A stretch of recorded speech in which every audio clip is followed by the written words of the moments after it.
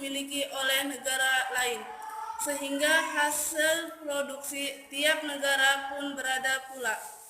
Banyak faktor yang mempengaruhi perbedaan tersebut, antara lain kondisi geografis, iklim, penguasa teknologi. Dengan adanya perbedaan antar negara, setiap negara dapat beratur hasil produk untuk memperoleh barang yang tidak dapat diproduksi di negara mereka. 3. Menjalin persahabatan antar negara.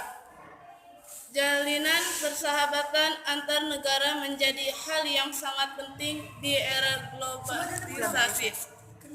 Adanya perdagangan antar negara akan lebih memudahkan terjalinnya persahabatan. Hubungan yang baik di bidang ekonomi akan mengetahui hubungan di bidang yang lain, seperti pendidikan, kesehatan, sosial, serta kemanusiaan. 4. Transfer teknologi modern. Untuk menggunakan barang-barang impor berteknologi tinggi, dibutuhkan pengetahuan dan keterampilan tertentu. Maka, pada umumnya, impor berikan perintah pegunungan teknologi tersebut.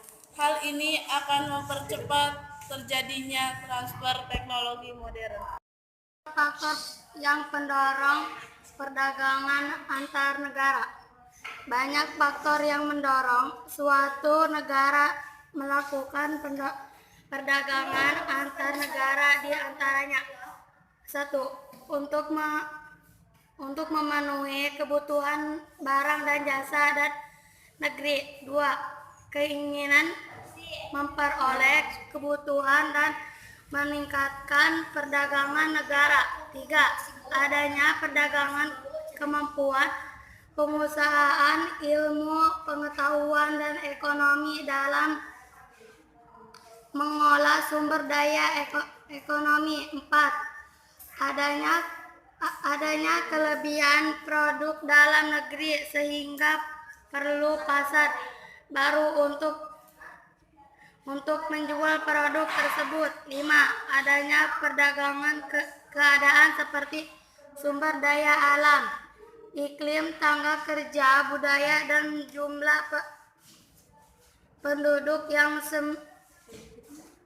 menyebabkan adanya perbedaan hasil produk dan adanya keterbatasan produksi. 6.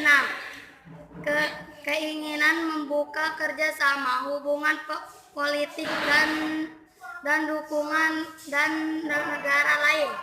7. Terjadinya era globalisasi sehingga tidak satu negara pun di dunia dapat hidup sendiri.